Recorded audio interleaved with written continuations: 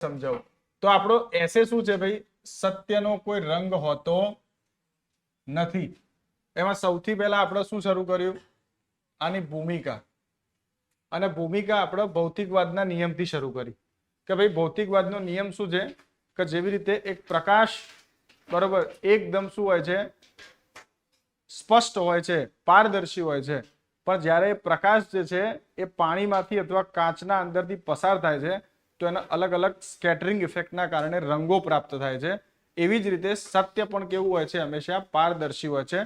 પણ જ્યારે એ મનુષ્યના અલગ અલગ સ્વભાવ, અલગ અલગ વિચારધારા, અલગ અલગ માનસિકતાઓમાંથી પસાર થાય છે તો એવા સત્યને પણ ધર્મ અને રંગના શું લાગી જાય છે, ધબ્બા લાગી જાય છે. આવી રીતે આપણે આની શું કરી, શરૂઆત કરી.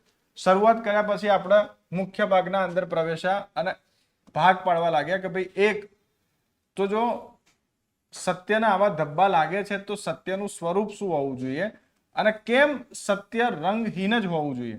તો આપણે પછી વાત કરી કે સત્યની કેટલીક વિશેષતાઓ છે. સત્ય સાર્વભૌમિક છે, સત્ય ઓબ્જેક્ટિવ છે, સત્ય નિષ્પક્ષ છે અને સત્ય પ્રયોગ ધર્મિતાથી શું કરી શકાય છે, સાબિત કરી શકાય છે. અને હરેક શબ્દ ઉપર આપણે એક એક પેરેગ્રાફ શું કર્યું, લખી દીધો. એના પછી આપણો બીજો પ્રશ્ન ઉત્પન્ન થયો કે ભાઈ જો સત્ય સાર્વભૌમિક હોય, સત્ય ઓબ્જેક્ટિવ હોય, સત્ય નિષ્પક્ષ હોય, સત્ય પ્રયોગધર્મી હોય તો પછી સત્ય પર મનુષ્યના લેબલ કેમ લાગ્યા છે અને કયા લાગ્યા છે? તો સત્ય ઉપર મનુષ્યના લેબલ ધર્મના લાગ્યા છે, જાતિના લાગ્યા છે, લિંગના લાગ્યા છે, રંગના લાગ્યા છે, જન્મસ્થાનના લાગ્યા છે, ભાષાના લાગ્યા છે.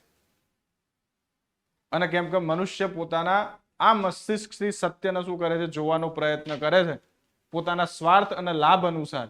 એટલા માટે ક્યાંય ના ક્યાંય આજે અસત્યની બોલબાલા છે, સત્યની નહીં. અને એટલે લોકો કહે છે જે દેખાય એ વેકાય, પણ આ સત્ય નથી. જે ના દેખાય એ પણ શું હોય, વેકાતું જ હોય. બસ મુદ્દો છે કે એ પ્રાઇસલેસ હોય, કેમ કે સત્ય છે. અને એ જ રીતે પછી શું કહે છે, તો પછી આ સત્યનું મહત્વ શું છે? બરાબર, ભાઈ આ બધું છે તો સત્યની જરૂર કેમ છે? રહેવા દો આમ નામ પૃથ્વીને. તો ના, સત્ય પ્રકૃતિના નિયમ અનુસાર જો કોઈ અનુચિત કાર્ય થાય છે, સિંહ બકરીનો શિકાર કરે છે તો એ શું છે, પ્રકૃતિનો નિયમ છે.